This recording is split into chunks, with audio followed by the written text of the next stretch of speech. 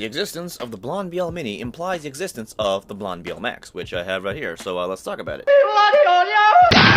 Alright, disclaimer time. This was sent out for review, but this won't affect my review in any way, shape, or form. Also, this is going to be more of a gaming review versus an audiophile review. While I will be touching on audiophile aspects, it's into like how they apply in terms of like how well this will do in gaming with the audiophile-ish kind of stuff and sound, if you know what I mean. Basically, I'm going to tell you about the sound and how well that does in gaming. So with that being said, let's get started. Here we have the packaging, and inside we have a clean presentation, which we've come to expect from Blon. And inside that packaging, we're going to get the IEMs, a bunch of different size ear tips, a cable, a bag, and a manual.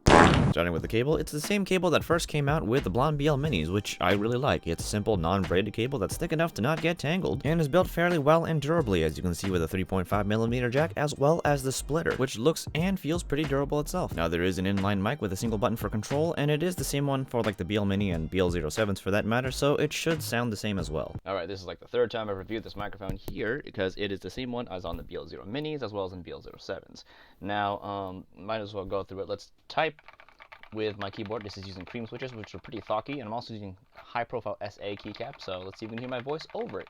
And honestly, it should be pretty okay. I made a recording earlier and take a listen to it. Not that bad at all, and I'm pretty sure I'm going to get questions about this keyboard, but there will be reviews on this board later, so look out for that. Anyway, at the end are the ear hooks, which we connect to our IEMs with 2-pin connectors. Now here are the BL Max IEMs themselves, which look like another Max audio product from a particular food company, only much smaller and shinier with a reflective kind of coating that also makes them a bit of a fingerprint magnet. The entire shell is made of metal all the way around, which will affect its weight and a bit of its comfort, but more on that later. Back on the build, the metal construction also includes the metal nozzle, as well as, of course, the grill to keep your earwax out. And of course, at the top, we do have the 2-pin connector, but due to the design of the BL Maxes, they are in a little bit of a nook. So do keep this in mind if you ever need to buy like a replacement cable, if you ever need a replacement cable for the BL Maxes. Now with everything put together, here's how they look on my head, and honestly, they look pretty okay. The design is simple, clean, and minimalistic, making them look like a very nice fashion accessory as well as an earbud. While these IEMs are on the larger side, I do think they'll fit on most ears unless your ears are really small. Now with fit comes comfort, and I found this to be just okay. And a lot of this has to do with, well, the fit and the weight of the IEMs. For one of my ears, everything was just fine with the fit and comfort, and it stayed in, but for my other ear, due to the weight of the IEM, it's slowly pulled out of the ear over time. And for that same ear, after about an hour and a half of usage, I did feel a little bit of soreness in that ear. Though I can say this problem can be remedied by changing out the ear tip, which did help a lot for me, as my ear holes are a little bit different in terms of their size. While they are close, they're a little bit different, and this will definitely affect my comfort as well as your comfort. So your mileage will vary depending on your ear tips and fit. Even then, after the ear tip change, I'd still say the comfort was just okay. But once again, your mileage will vary depending on your fit and ear shape and size. Now sound-wise, when it comes to the Blon BL Maxes, I'm pretty sure everyone wants me to compare them to the Blon BL Mini. And honestly, they're pretty different from each other, and the relationship is kind of similar to that of the relationship between the Blon BL03s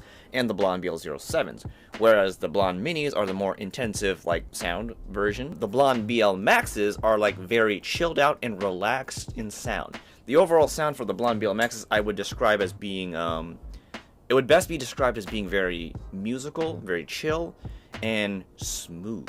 The sound signature of the Maxes is somewhere between like a V or a U kind of shape, and that's audiophile talk, so let's get into that. Basically, more bass and more highs, but then the highs kind of roll off in this case, which is also audiophile talk. Basically means the highs don't go super high. They kind of like hit a certain point and just go before they like reach those really high notes, which isn't a problem for me, and that's actually preferred for more relaxed listening. But that's, you know, a lot of audiophile stuff. Let's get more into like the details of the sound range. Starting at the low end at the bass, it has a very good reach into those sub-bass regions, those really low bass notes.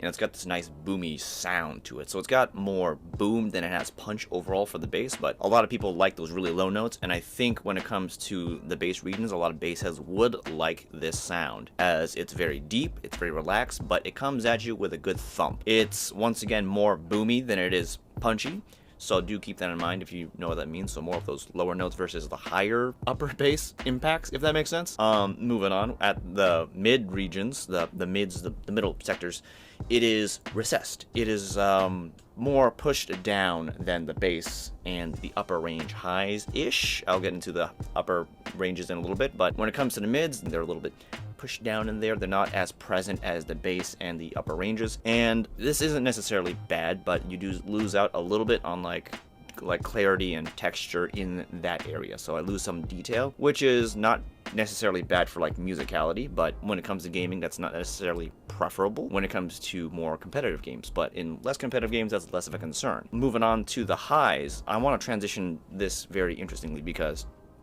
the upper mids on the Blon BL Maxes is pretty good because the mids are like recessed, but there's a rise in the upper mids where you start to notice more of those textures and clarity, which is good.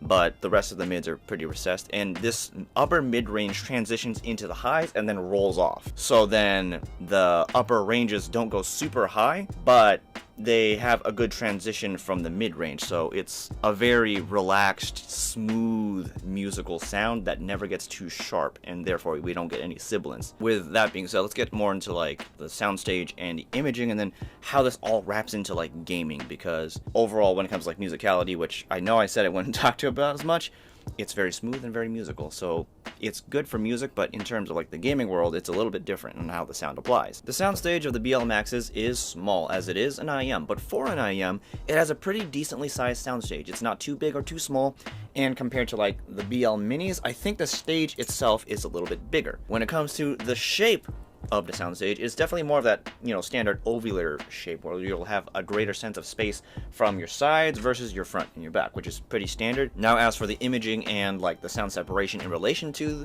the soundstage, it's okay. It's definitely not pinpoint accurate, it's more generally accurate, though I think it is held back by the sound signature. And I'd go as far as to say that I generally wouldn't recommend using these for competitive games if you're gonna be playing them competitively. In competitive gaming settings, such as like competitive shooters, I did find it a lot harder to track footsteps because of the recession in the mids. A lot of the sounds that I'm usually tracking for in competitive settings, such as like footsteps, are found in that mid-range. The recession therefore causes these sounds to be less presented. They're less forward, and therefore they're not brought to your attention as like loudly, and they're also less detailed and less clear. Due to that V shape, the bass and the highs can also accidentally cover up these sounds a bit if you're really trying to listen to them. But don't get me wrong, that mid-range still is there and you can listen for it. You're just going to have to be like trying a lot harder to hear them, and that's why I don't recommend using the BL Maxes for like competitive games that require you to listen to like footsteps and stuff like that, so competitive shooters for the most part. But if you're going to be using them for like non-competitive games or just games that don't require you to listen for footsteps and whatnot, I think you're gonna have a pretty okay time. The sound's relaxed profile allows them to be easily listened to for hours on end without any like fatigue from the sound, and the only fatigue you'd get is from like the comfort, depending on your ear shape. The BL Maxes are for someone who likes to chill in their games. They don't take their competitive games too seriously. They don't take any games too seriously, unless it's like less competitive games seriously, where it doesn't involve a lot of like footstep tracking. And you enjoy music and in a way where you just kind of chill to the music, like just sitting back, relaxing. And you like a lot of bass. That's who these are for. Unless you really like a hard, fast, punchy bass, then maybe not. But if you like a really deep, rumbly bass, oh yeah, you just do the job. So that's basically all I have today for the BL Maxes. And if you want to buy them, I'm going to leave some links down in the description. If this video did help you out, do like me on this video thing. There's a button, helps me in the algorithm and whatnot. Subscribe if you do want more content. Sometimes I stream, by the way. Sometimes I don't. I'm going to leave that information also down below. And with that being said, thanks for watching. And yeah, that's all I got for today. So see you guys later.